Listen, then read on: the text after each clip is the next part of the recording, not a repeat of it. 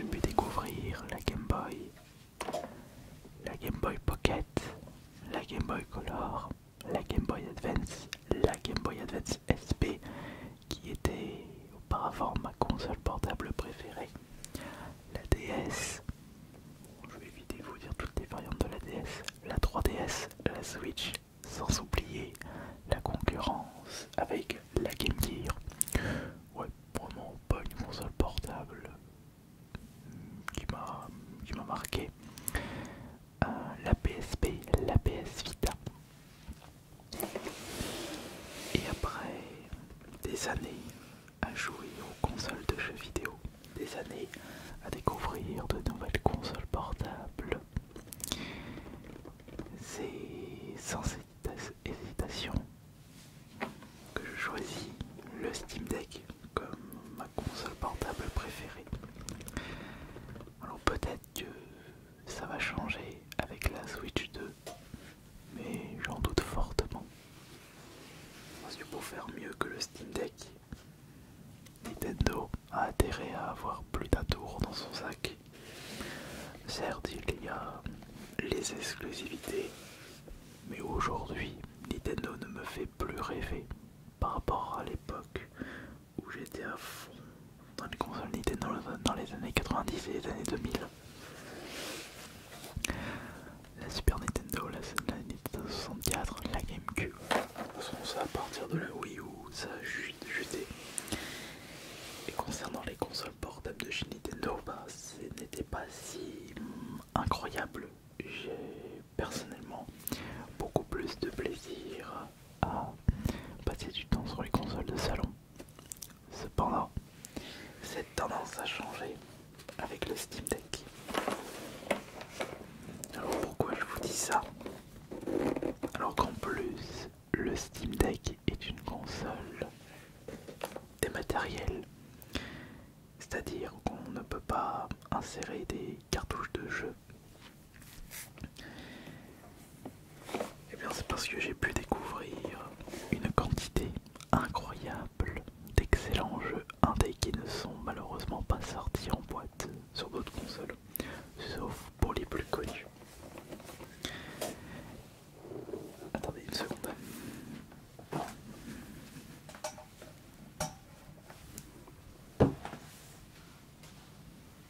J'ai acheté un tabouret et il grince déjà. Je suis déçu.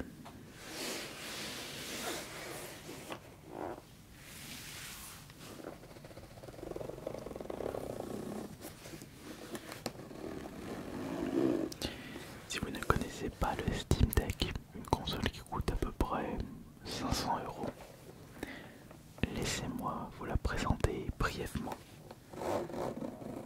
si vous ne vous endormez pas entre temps. Et est-ce que vous avez déjà joué à cette console? Ou à une console similaire comme... comment elle s'appelait la console là? Asus ROG, c'est ça? Ou Asus...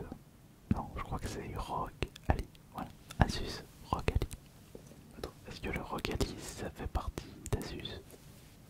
Ou est-ce que Asus a sorti son Steam Deck mais possédant un autre nom? Je ne sais pas, je me souviens plus.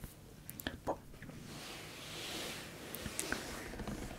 Comment se fait-il que moi, collectionneur, je vous conseille une console portable 100% dématérielle? Comme je vous le disais, avant d'être collectionneur, je suis avant tout un joueur de jeux vidéo. Et le simple fait de pouvoir jouer à des énormes pépites indé permet de compenser le fait qu'il ne soit pas sorti en boîte. Et avec de la chance, avec le soutien de la communauté, de beaucoup de joueurs, on peut voir par la suite une version boîte de jeux indés qui nous ont marqué.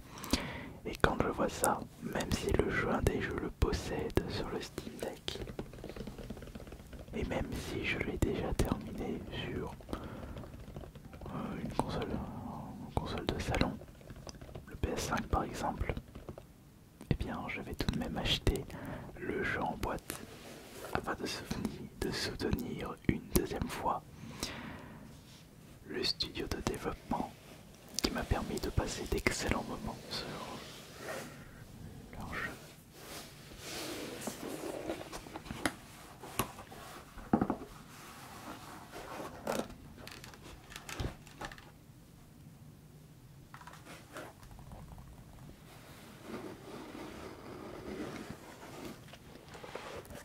Je crois que j'avais obtenu ce Steam Deck en 2023 ou fin 2022. Je devrais pouvoir répondre à cette question en regardant l'historique des jeux que j'ai pu faire. Et en plus, ce qui est rigolo, c'est que de base, moi je ne suis pas du tout Steam.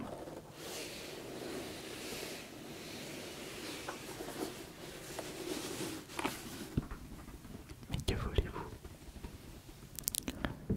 Quand tu vois des super jeux indés pour une bouchée de pain, avec les soldes Steam par exemple, ou des sites revendant des clés, tu ne peux pas passer à côté. Et ce que je trouve dommage, du côté de la concurrence, là je parle bien entendu de la scène indé, c'est que des jeux que vous pouvez trouver sur le marché Steam pour 3-4 euros, ils sont toujours vendus au prix fort sur le PS Store, sur le Nintendo Store, Nintendo Shop et sur le Xbox Live, comment il s'appelle le Xbox Market, Microsoft Store. Par contre Steam, là ça n'a rien à voir.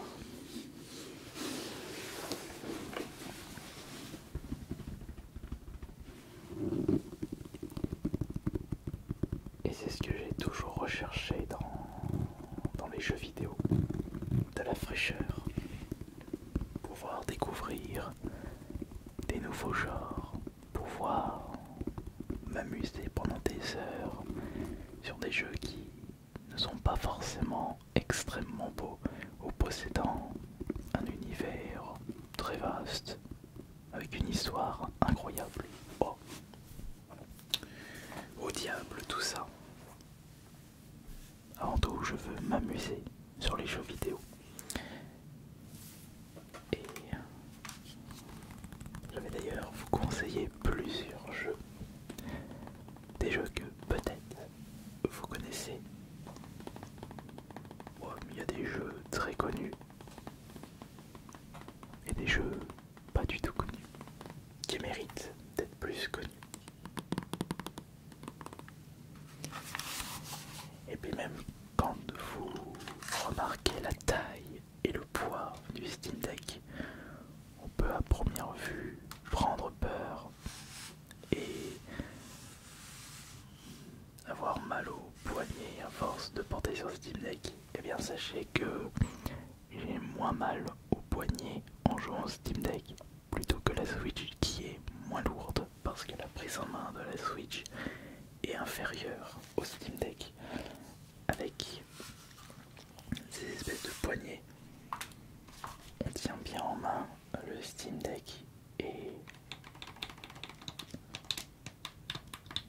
la prise en main est optimale. Avec ces deux joysticks de grande qualité, ces boutons qui font le taf, ça n'a strictement rien à voir avec l'ergonomie de la Nintendo Switch. La Switch sera certes plus qualitative par rapport à la Switch 1, mais ça ne vaudra pas la qualité du Steam Deck. Après je dis ça, mais je ne l'ai pas encore prise en main et je n'ai pas encore joué aux exclusivités de la Switch 2. Après, en parlant d'exclusivité, oui, j'achèterai quand même la Switch 2 pour ma collection et pour pouvoir me faire mon propre avis. Mais concernant les exclusivités, il y aura le Mario Kart évidemment, il y a le Donkey Kong. Attendez, parce que là je vais citer des jeux, je sais même pas si vont sortir sur la Switch 1. Prime 4. Je crois que celui-là sera sur la Switch 1. Il n'y en a pas un autre. Oui, il y a Duskborn, donc l'exclu From Software. Et il y aura très certainement d'autres exclusivités made in Nintendo. Non, ne me parlez pas du Pokémon, on dirait un jeu PS2. Donc ça c'est niette. Après avec la Switch 2, il y aura la possibilité de jouer à des jeux Switch en 100 FPS. Donc attendez-vous à voir des versions Switch 2 de beaucoup de jeux Switch 1. Et si on compare la Switch 1 et la Switch 2, enfin la Switch 2 et le Steam Deck, ma main a coupé qu'on va apercevoir des jeux indés sortis depuis un petit moment sur le Steam Deck vendus pour une bouchée de pain, vendus sur le Nintendo Store sur la Switch 2 pour un prix exorbitant.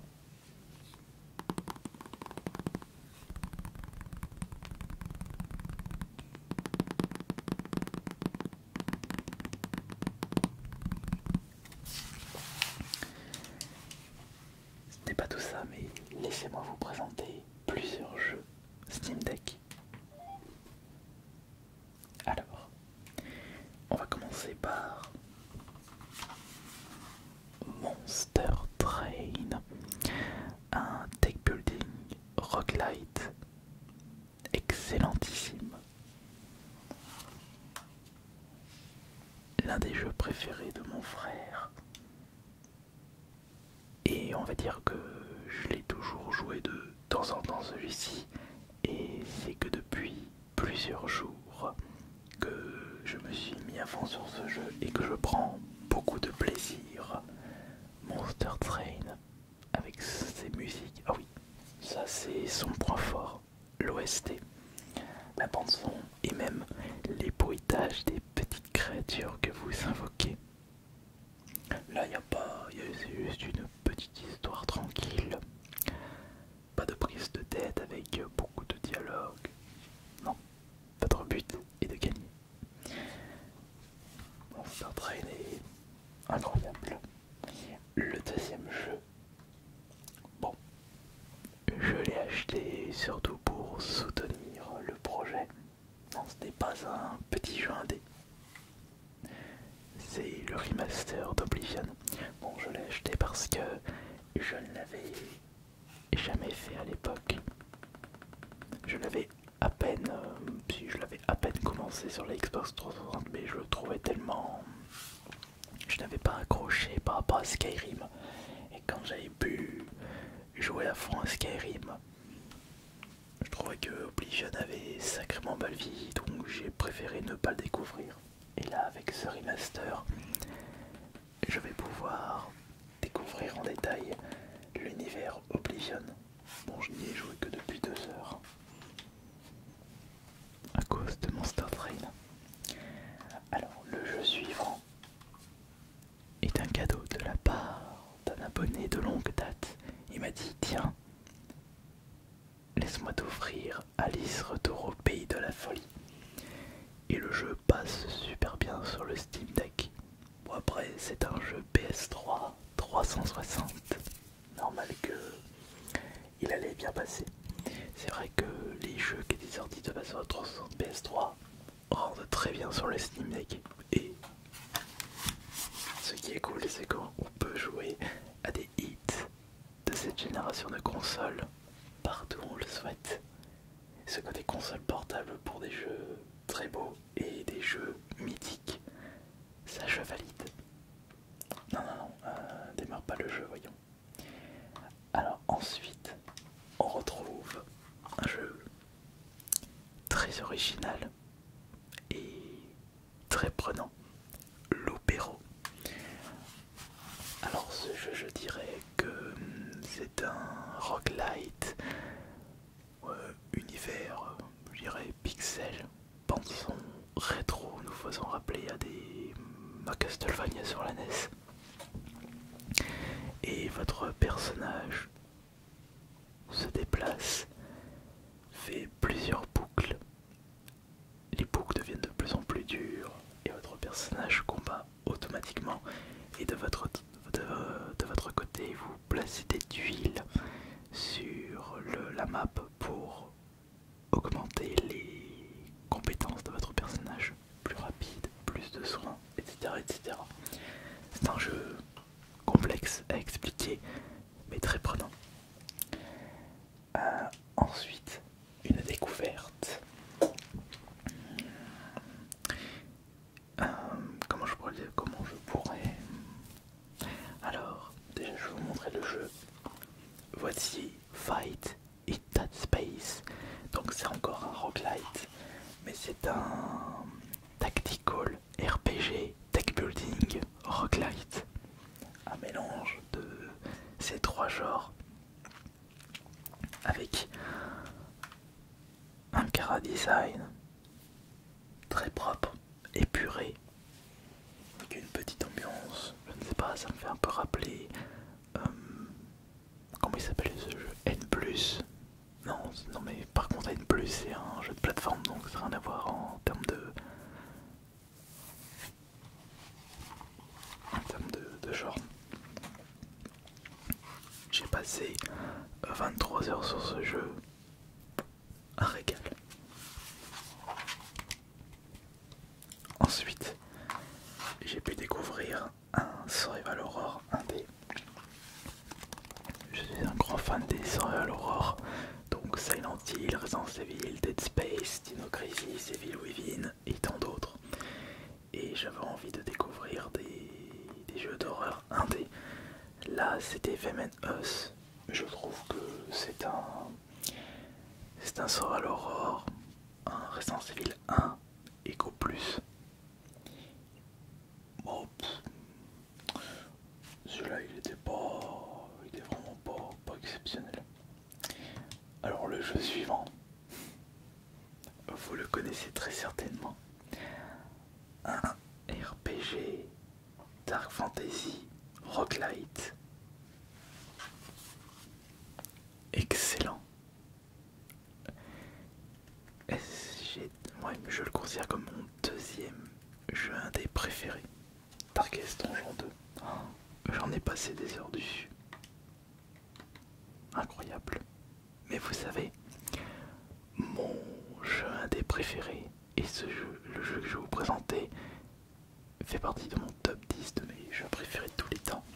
C'est évidemment Slay Spire, le pilier du roguelite deck building, jeu de cartes où après chaque combat vous pouvez sélectionner une nouvelle carte et votre deck ne sera jamais le même au cours de vos différentes parties. Avec des reliques, vous choisissez votre chemin, mais Slay Spire est vraiment exceptionnel. D'ailleurs, cette année, il y a le 2 qui va sortir. Oh, je suis tellement content. Il y a aussi Monster Train 2. Mais évidemment, peut-être que vous avez entendu parler du jeu que je vais vous présenter, parce qu'il a fait partie des candidats pour le Game Award, pour le GOTY. C'est Balatro. Quand tu vois que ce jeu a été fait par un seul gars en slip dans sa chambre, qu'il a écrit ça juste pour ses potes, tu vois que la scène indé regorge d'idées extraordinaires.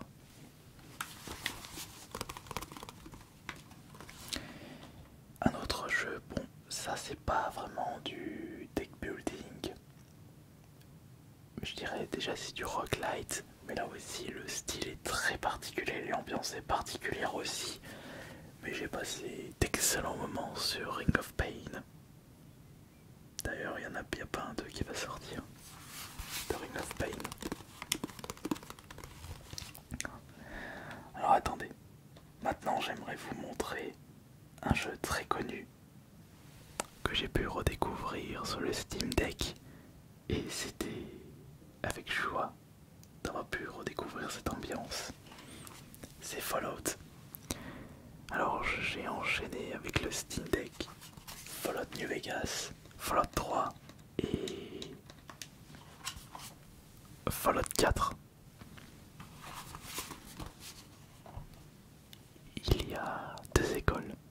a ceux qui préfèrent les Elder Scrolls et ceux qui préfèrent les Fallout. Et moi je fais partie de la deuxième école.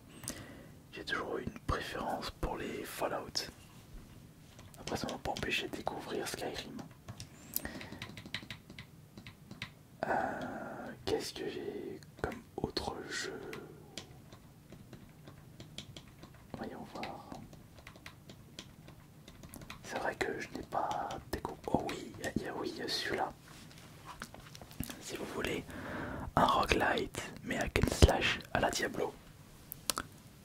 Curse of a Dead God. Excellent celui-là aussi. J'ai passé d'excellents moments dessus. Il y a aussi le premier Darkest Donjon, mais je le trouve moins bien par rapport au deuxième, beaucoup plus punitif. Et quand vous voyez tout le bordel qu'il faut faire pour réussir à terminer le jeu, t'as plus envie de ne pas tenter le diable. Un autre deck building qui malheureusement n'est pas si populaire, mais le 2 va sortir cette année aussi. Oh, mais on est gâtés là cette année. Pirate Outlaws. Donc on a Monster Train 2, Slave Spire 2, Pirate Outlaws 2. C'est vraiment cool. Et il y a aussi bien entendu en roguelike deck building mon deuxième préféré après Slave Spire pour ce style de jeu, c'est Roguebook. Là aussi il y a des très bonnes idées. Mais c'est pour ça que... je vais peut-être allumer. Mais c'est pour ça que j'aime le Steam Deck. J'aime la scène indé. Énormément de bonnes idées. Après il faut savoir faire le tri. Et avec tous les jeux qui sortent sur la plateforme Steam, même en 3 vies, on ne pourra jamais découvrir l'intégralité de la bibliothèque Steam. La vie peut être frustrante par moments.